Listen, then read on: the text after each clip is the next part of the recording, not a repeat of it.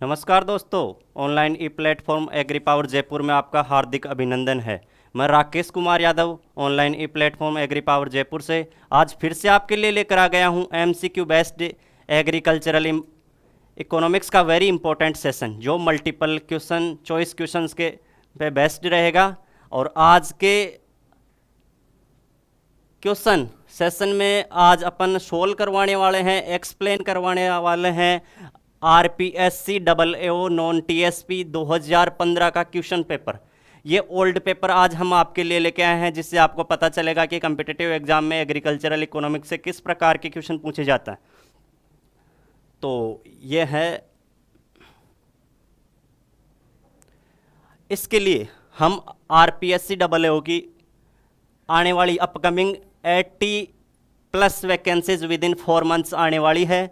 और इसके लिए हम ऑनलाइन ऐप पे एक कोर्स अवेलेबल करवा रखे हैं आपके लिए, जिसकी अफोर्डेबल प्राइस है 3100 रुपये, जिसमें हम आपको देंगे जीके प्लस एग्रीकल्चर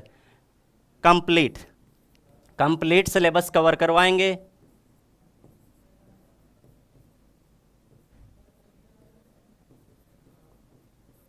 पहले क्या होता था, डबल एओ में हिंदी भी पूछी जाती थी, अब हिंदी को हटा दिया गया है। 30 क्वेश्चन आएंगे जीके के और 120 क्वेश्चन आएंगे एग्रीकल्चर के। सारे क्वेश्चन से और सारे सिलेबस को कवर करते हुए अपने एग्री पावर जयपुर एक ऐप है अपने इंस्टीट्यूट का, जिसमें अफोर्डेबल प्राइस 3100 रुपये मात्र। इसमें अपन जो स्टूडेंट लेना चाहते हैं वो परचेज कर सकते हैं कोर्स। चलो बिना किसी देरी के अपन आज का important session multiple choice questions based session start करते हैं। पहला क्वेश्चन है, formal channel of marketing is. एक औपचारिक माध्यम है मार्केटिंग का, विपणन का औपचारिक माध्यम है। चलो ऑप्शन के हिसाब से देखते हैं। Direct sale to consumer, sale in village itself to travelling merchants, sale in nearby market and all of these. देखो सबसे पहले मैं बताता हूँ मार्केटिंग क्या होती है।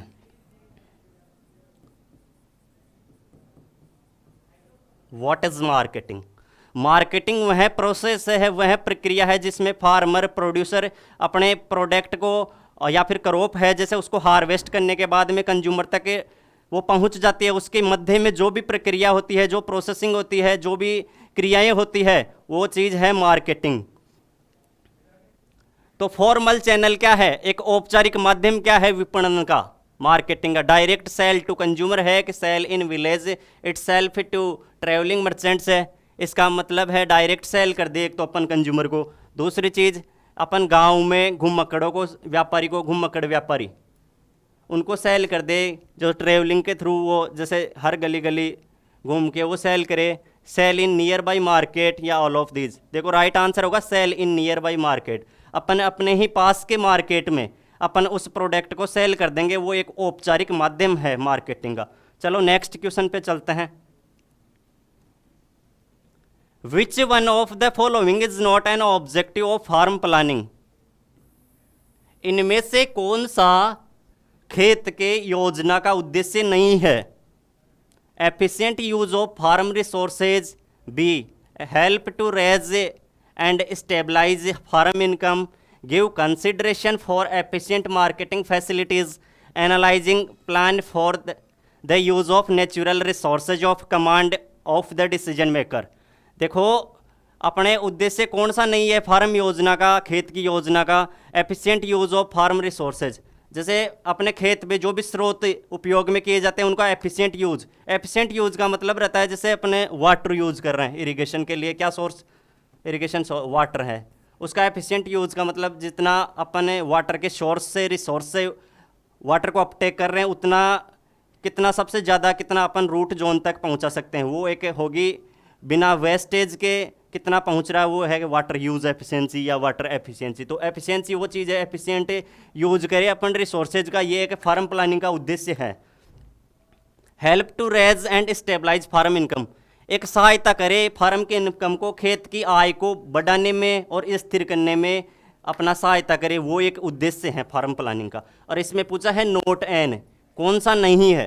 Give consideration for efficient marketing facilities, अपन अपना विचार दे एफिशिएंट मार्केटिंग फैसिलिटीज के लिए, विपणन सुविधाओं के लिए अपना विचार दे। ये भी एक ऑब्जेक्टिव है फार्म प्लानिंग का। तो ऑब्जेक्टिव है कौन सा नहीं, देखो analysing farm income, analysing plan for the use of natural resources for the of the command of the decision maker, निर्णयकर्ताओं के अधिकार अनुसार प्राकृतिक स्रोतों के लिए प्लान बनाना, ये एक फार्म प्लानिंग का उद्देश्य नहीं है। तो राइट आंसर होगा analysing plan for the use of natural resources of the command of the decision maker. चलो नेक्स्ट क्वेश्चन पे चलते हैं। Who is the father of modern theory of management, आधुनिक प्रबंधन की थ्योरी के पिता कौन है, जनक कौन है। हेनरी फियोल है, ऑप्शन बी के अनुसार टेरी है, ऑप्शन सी के अनुसार फ्रैंकलिन है, ऑप्शन डी के अनुसार नन ऑफ दीज है। देखो एक्चुअल में ये मैनेजमेंट एंटरप्रेन्योरशिप एक्सटेंशन का एक कोर्स रहता है, उसमें एंटरप्रेन्योरशिप का कोर्स रहता है, उसमें मैनेजमेंट रहता है। पर अपने क्या है, मैनेजमेंट एक फार्म प्रोडक्शन का फैक्टर है, इस वजह से इसमें पूछ लिया गया। तो अपन बताते हैं कि मॉडर्न थ्योरी के मैनेजमेंट के फादर कौन है, पिता कौन है। तो हेनरी फ्योल है। क्या है, हेनरी फ्योल कौन है, father of modern theory of management is known as Henri Fayol. देखो इसी के साथ देखो अपन डब्ल्यू का कोर्स तो अफोर्डेबल प्राइस में करवा ही रहे हैं। इसी के साथ अपने ऐप में RPSC FSO मतलब फूड सिक्योरिटी ऑफिसर, खाद्य सुरक्षा अधिकारी की के लिए भी अपन कोर्स लेके आए हैं। उसकी अफोर्डेबल प्राइस रहेगी मात्र 2500 रुपये। और फूड सेफ्टी ऑफिसर RPSC ये एग्ज़ाम कंडक्ट करवाता है और इसके अफोर्डेबल प्राइस के लिए है 2500 रुपये मात्र। अपने ऐप को डाउनलोड कीजिएगा एग्री पावर जयपुर को, और उसमें बेहतरीन कंटेंट को देखिए और ये बहुत उपयोगी होने वाला है।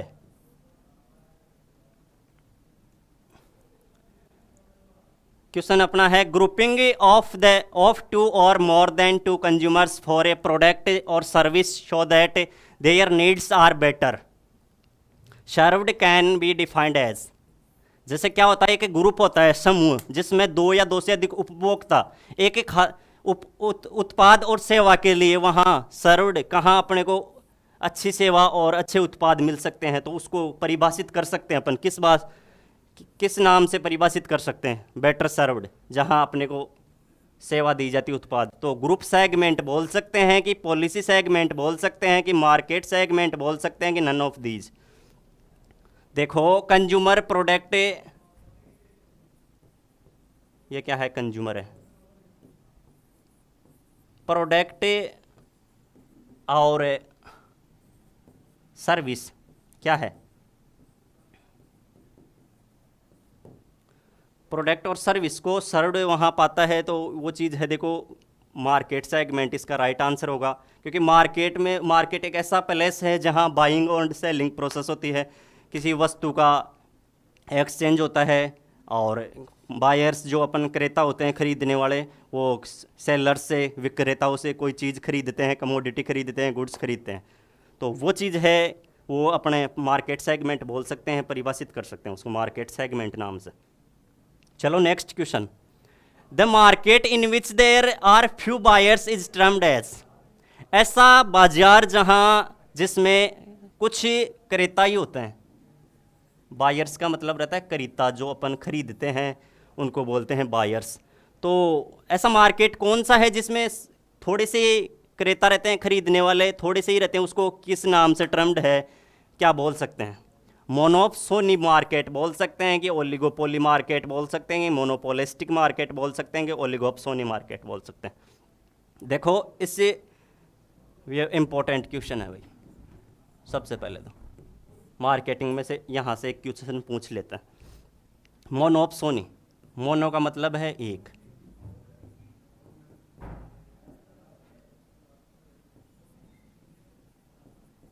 इसका मतलब रहता है बायर। जिस मार्केट में एक ही खरीदने वाला हो तो वो चीज़ हो गई monopoly market. Oligopoly market, oligo को मतलब रहता है दो, क्या रहता है, दो। तो जिस मार्केट में पोली का मतलब रहता है सेलर, पोली का मीनिंग क्या रहता है, सेलर। ऐसा मार्केट जिसमें दो बेचने वाले हो तो उसको बोलते हैं oligopoly market, monopolistic market.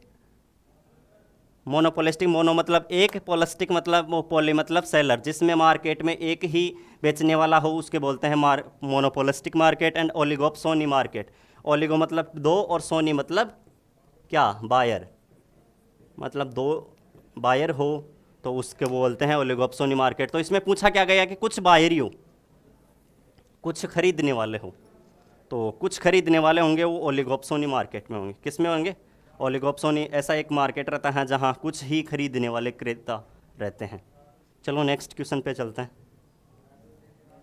Who is the present ex officio chairman of NITI Aayog. इसमें पूछा गया है कि नीति आयोग के वर्तमान, ये जब 2015 की वैकेंसी थी, 2018 में, अप्रैल 2018 में ये एग्ज़ाम कंडक्ट करवाई गई थी आरपीएससी के द्वारा। तो इसमें एक क्वेश्चन पूछा गया था कि उस समय वर्तमान x officio chairman NITI Aayog के अध्यक्ष कौन है ये पूछा गया था। अमिताभ कांत है कि नरेंद्र मोदी है, राजीव कुमार है कि दिनेश अरोड़ा।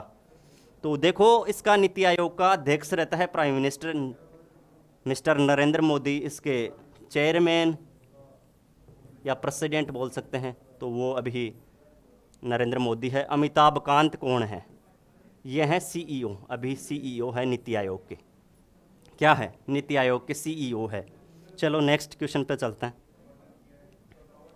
देखो अपन लेके आए हैं हिंदी और इंग्लिश बाईलैंग्वेल। अपना क्या रहता है, सिलेबस कवर करवाते हैं तो बाईलैंग्वेल करवाते हैं, क्योंकि ग्रामीण प्रवेश से जो बच्चे आते हैं ना वो हिंदी मीडियम से रहते हैं ज़्यादातर, तो उनको समझते हुए हम बाईलैंग्वेल हिंदी और इंग्लिश दोनों भाषाओं में अपना सिलेबस रहेगा, अपना स्टडी मटेरियल कंटेंट रहेगा इंग्लिश, और अपने समझाते हैं उसको हिंदी में, बाईलैंग्वेल ही समझाते हैं। तो इससे क्या है, उनको समझने में सहायता रहती है। तो सहायक कृषि अधिकारी WO, असिस्टेंट एग्रीकल्चर ऑफिसर का कोर्स टेस्ट सीरीज भी अपन 499 में प्रोवाइड करवाते हैं, जिसमें अपन एग्रीकल्चर और जीके दोनों कवर करवाते हैं। तो जो इच्छुक है वो अपने ज़रूर एक बार एग्री पावर जयपुर ऐप पर विजिट कीजिएगा और वहाँ से गूगल प्ले स्टोर से डाउनलोड कीजिएगा और अपनी test series affordable price only 499 रुपये में परचेज कीजिए और दीजिए टेस्ट और अपना जांचिए अपना टैलेंट। चलो नेक्स्ट क्वेश्चन है, in serving total agricultural credit contribution from different banks in decreasing order. ये बोल रहा है क्वेश्चन है, कृषि ऋण का कंट्रीब्यूशन अंशदान कितना डिफरेंट बैंकों में, अलग अलग बैंक्स रहते हैं उनसे डिक्रीजिंग ऑर्डर में बताइए। घटते हुए क्रम में उनका अंशदान,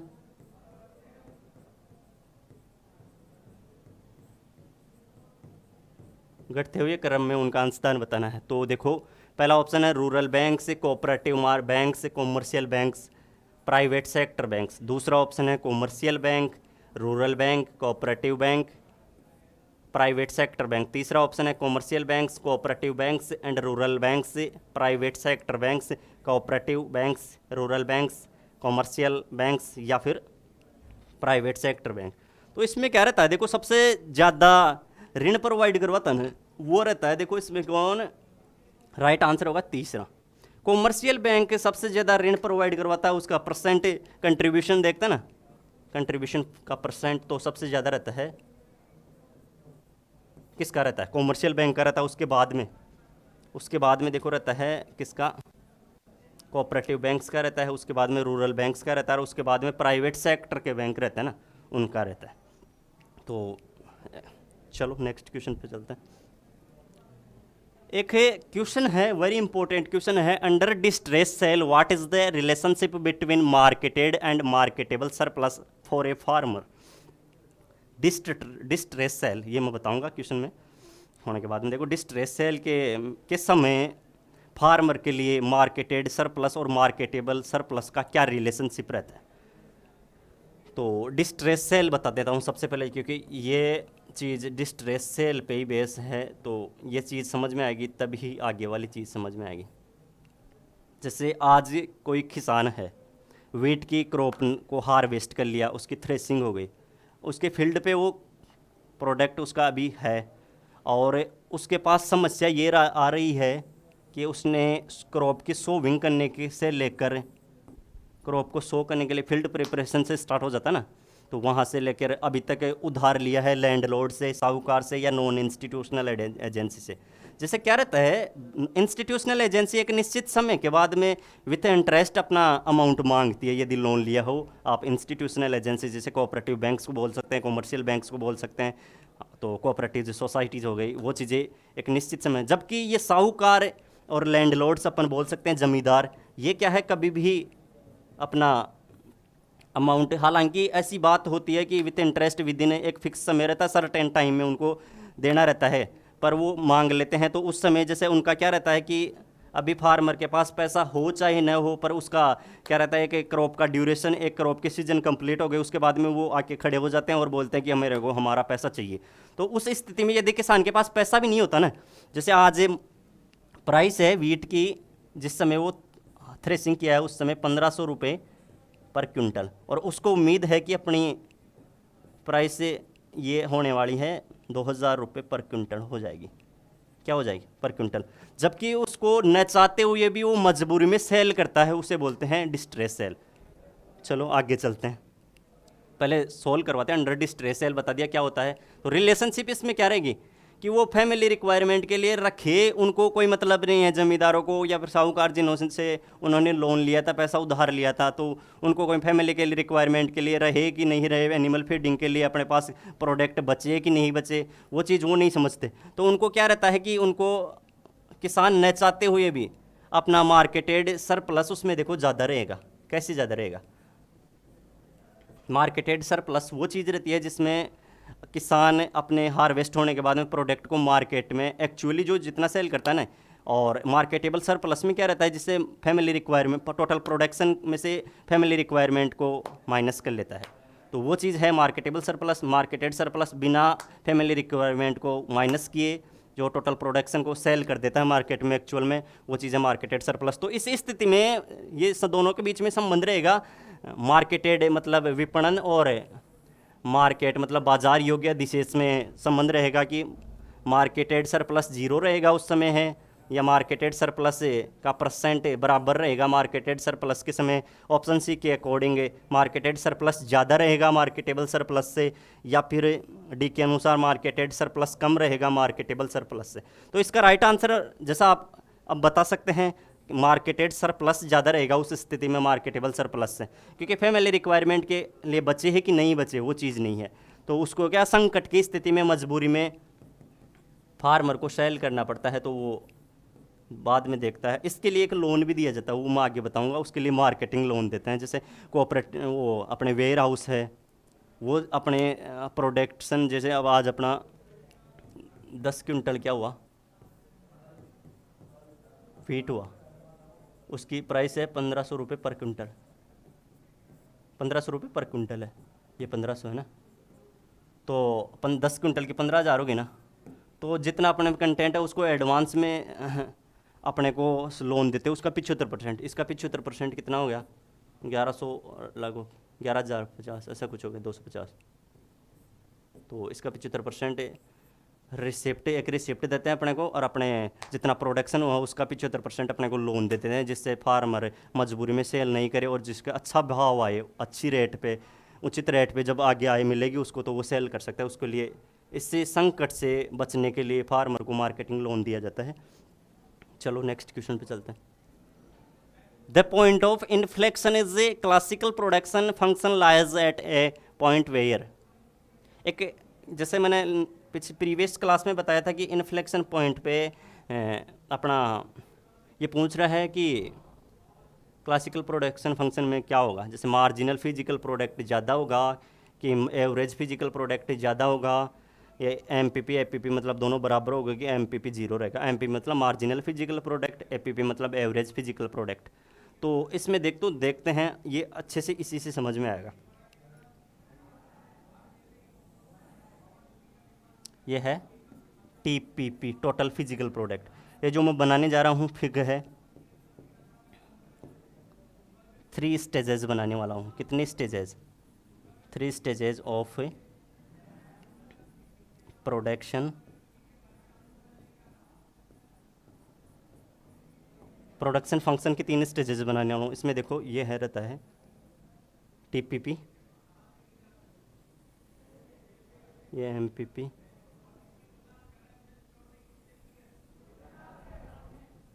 एपीपी।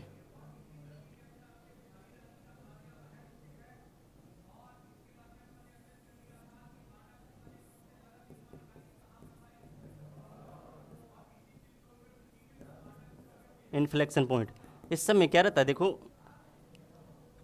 एमपीपी ज़्यादा रहती है एपीपी से, मार्जिनल फिजिकल प्रोडक्ट ज़्यादा रहता है एवरेज फिजिकल प्रोडक्ट से। इसके बाद में देखो ये है, यहाँ टीपीपी ये ऐसे आएगा, देखो ये इस समय मैग यहाँ से आ गया मैक्सिमम, जिस समय टीपीपी मैक्सिमम रहता है उस समय एमपीपी ज़ीरो रहता है, उस जिस समय टीपीपी डिक्रीज होने लगता है तो टीपीपी डिक्रीज होना एमपीपी नेगेटिव हो जाता है। तो इन्फ्लेक्शन पॉइंट के समय ये फर्स्ट स्टेज, सेकंड, थर्ड। तो फर्स्ट स्टेज में क्या रहता है, देखो एमपीपी ज़्यादा रहता है एपीपी से, तो उससे बोलते हैं इन्फ्लेक्शन पॉइंट। उस जगह इन्फ्लेक्शन पॉइंट अपना रहता है, यह आएगा राइट आंसर इसका। मार्जिनल फिजिकल प्रोडक्ट ज़्यादा रहेगा, किससे ज़्यादा रहेगा, एपीपी से ज़्यादा रहेगा। एपीपी मतलब एवरेज फिजिकल प्रोडक्ट। चलो नेक्स्ट क्वेश्चन पे चलते हैं। Which one of the following is the objective of commission on for agricultural costs and prices. CACP, जैसे मैंने आपको पहले भी बताया प्रीवियस क्लासों में, CACP commission for agricultural costs and prices, जिसका वर्क रहता है, रिकमेंड करती है, क्या रिकमेंड करती है, MSP मिनिमम सपोर्ट प्राइस, और इसको डिसाइड कौन करता है, गवर्नमेंट ऑफ इंडिया। तो देखते हैं इसका ऑब्जेक्टिव क्या है। टू स्टेबलाइज एग्रीकल्चरल प्राइसेस, कृषि मूल्यों को स्थिर करना। दूसरा, to ensure meaningful real income levels to the farmer, इसका मतलब एक एंश्योर करना, निर्धारित करना मीनिंगफुल इनकम का स्तर, मीनिंगफुल आय, आर्थिक सार्थक आय का मतलब किसानों के लिए स्तर तय करना। या to protect interest of the consumer by providing essential agricultural commodities at reasonable rate through PDS। इसका मतलब रहता है कि देखो ये काम नहीं करता, प्रोटेक्ट नहीं करता किसान को, ब्याज से बचाता है कि अपने एसेंशियल कमोडिटीज़, एग्रीकल्चर कमोडिटीज़ को रीजनेबल रेट पे, और ऑल ऑफ दीज। इसका राइट आंसर होगा देखो, to ensure meaningful real income levels to the farmers. एक एंश्योर करता है इनकम आय का स्तर फार्मर्स के लिए, सार्थक मीनिंगफुल मतलब सार्थक वास्तविक आय का स्तर तय करता है, एंश्योर करता है, निर्धारित करता है। तो ये चीज़ है CACP का वर्क। देखो इसके अकॉर्डिंग टू दीज ऑप्शन से option B will be right. चलो नेक्स्ट क्वेश्चन पे मूव करते हैं अपन। प्रधानमंत्री फसल बीमा योजना PMFBY वाज लॉन्च्ड इन। प्रधानमंत्री फसल बीमा योजना कब लागू हुई? तो ये हुई थी देखो 2015 में हुई कि 2016 में हुई, 2017 में हुई कि 2018 में हुई। इसका हुआ था 2016 में। देखो क्या होता है, गवर्नमेंट लोन प्रोवाइड करवाती है, फार्मर को बीमा रहता है, फसल का इंश्योरेंस बोल सकते हैं इसको, जिसमें क्या रहता है किसी भी वजह से फार्मर की क्रॉप डैमेज हो जाती है, डिस्ट्रॉय हो जाती है, जैसे नेचुरल कैलामिटीज़ आ गई, बाढ़ आ गया, हैवी रेनफॉल हो गया, तो उसके समय किसान सुरक्षित रहता है अपने लॉस होने से। उसके लिए क्या गवर्नमेंट प्रोवाइड करवाती है, बीमा देती है, अपनी फसल पे बीमा रहता है। तो वो स्कीम कब लॉन्च हुई थी योजना? वो हुई थी 2016 में हुई थी। चलो नेक्स्ट क्वेश्चन पे चलते हैं। प्रधानमंत्री ने इस योजना को चलाया था। The national agricultural higher education project NAHEP NAHEP was launched by ICR New Delhi through the support of. ये नाहेप होता है तो ये लॉन्च किया जाता है ICR के द्वारा। तो ये किसके सपोर्ट से होता है काम? पैसा वैसा कौन देता है? वर्ल्ड बैंक के थ्रू सपोर्ट रहता है कि गवर्नमेंट ऑफ इंडिया का सपोर्ट रहता है। World bank and government of India का सपोर्ट रहता है कि government of India and state government का सपोर्ट रहता है। नाहेप